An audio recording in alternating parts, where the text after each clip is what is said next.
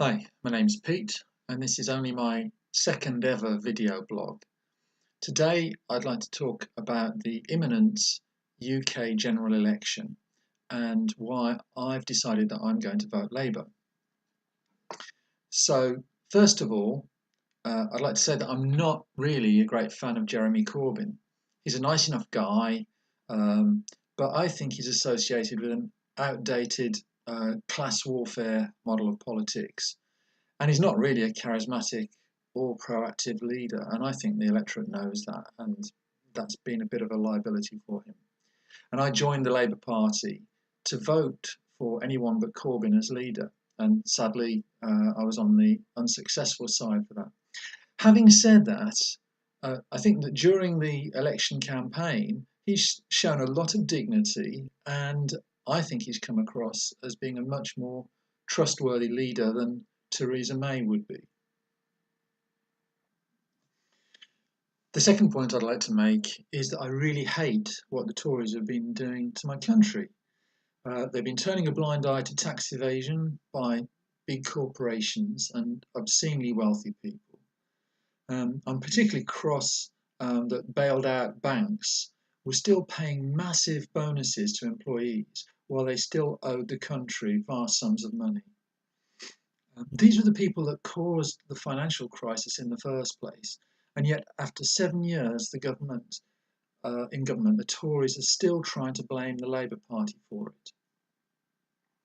So instead of tackling the problem at that end, they've been making the poorest pay by cuts to essential services, repeated cuts to benefits for disabled people, the bedroom tax, and then the planned dementia tax in the Tory Party manifesto.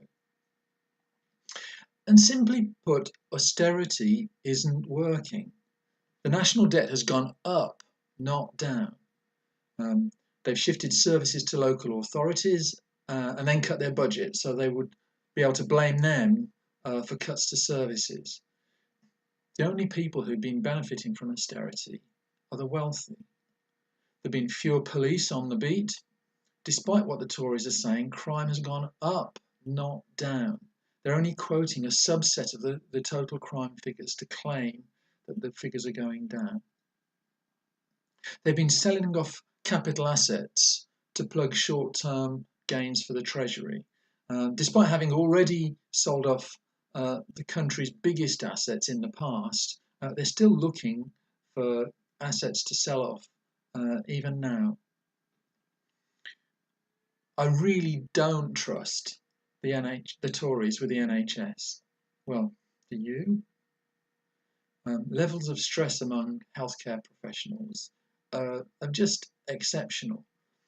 And the way the doctors were treated over the 7-day contracts, and it was based on spurious data, and they were already working 7-day work weeks anyway, and yet a new contract was attempted to be imposed upon them.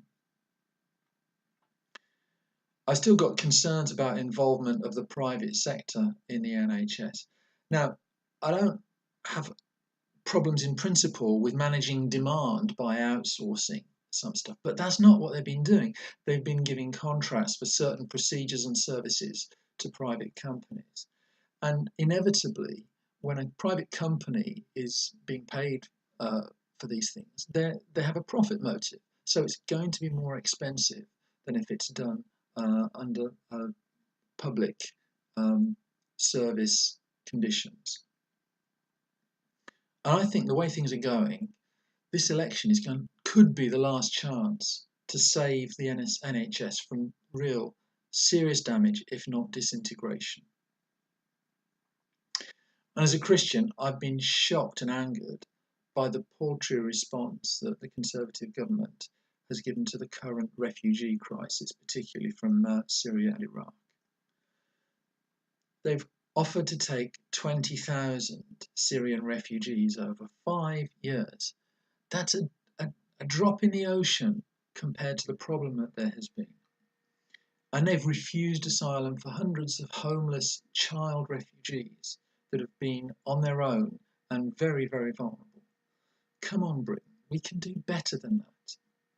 And I think with Yvette Cooper's involvement and what she's been doing for the Labour Party, I think the policies towards refugees are much more humane and appropriate, and we should be following those.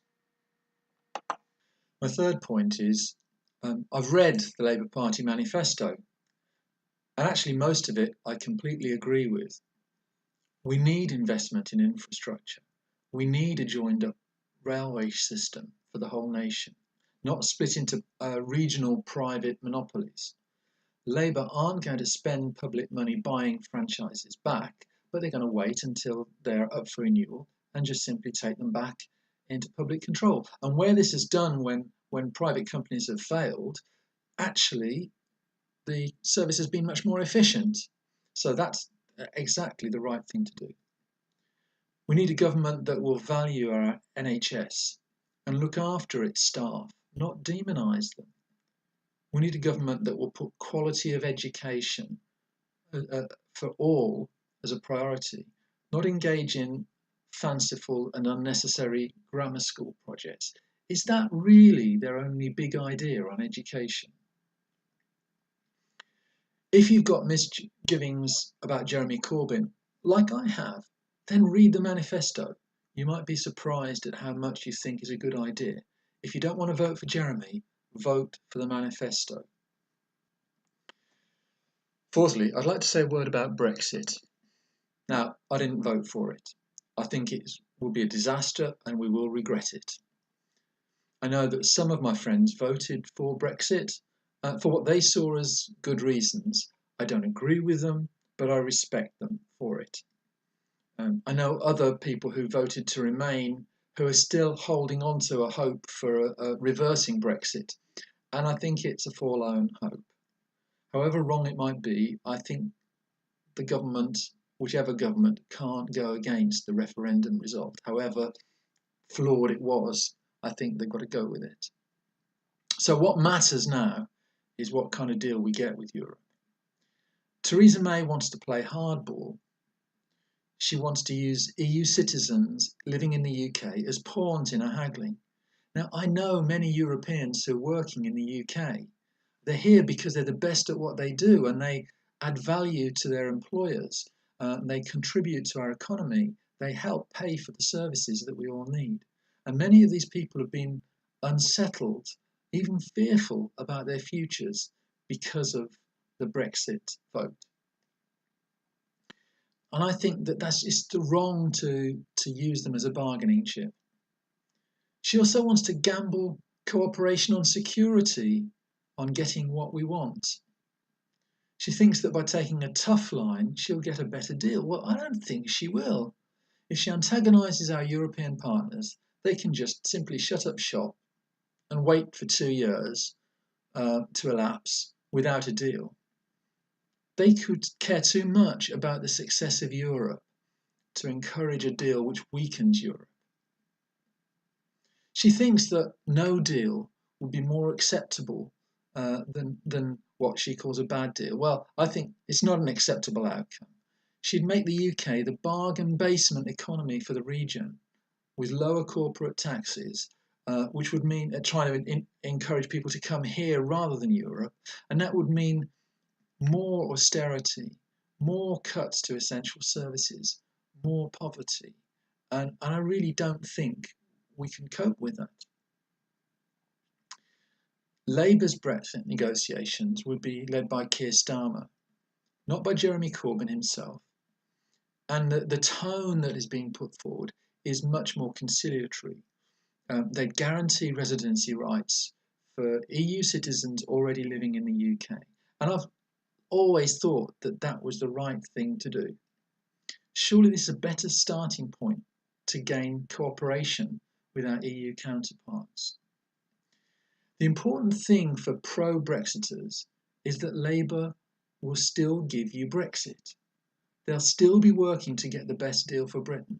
It's just the style of negotiation that will be different. And I think their style is far more likely to be successful than Theresa May's gunshot diplomacy. So that's it. Well, those are some of the main points for why I'm voting Labour. If I was in a constituency where the Greens or the Lib Dems had a chance of unseating a Tory more than Labour, then maybe I'd be prepared to vote tactically, but I'm not. I've decided to stand up for what I believe is right. Even though my local Tory MP has a massive majority and he'll probably get in, I think it's the right thing to do to vote for the party that I believe in most. As a country, we've got a golden opportunity to get rid of the Tories now. It's going to be tight though. If anything I've said resonates with you and you agree with me on any of these points and you think that it's right to try and get rid of the Tories, then get out and vote on Thursday. Don't leave it to chance. Every vote against the Tories will count. If you're not sure which party to vote for in your constituency, there are websites that can help you. Look up Best for Britain and follow the link. We don't have long. We can't face another 5 years with the Tories in control.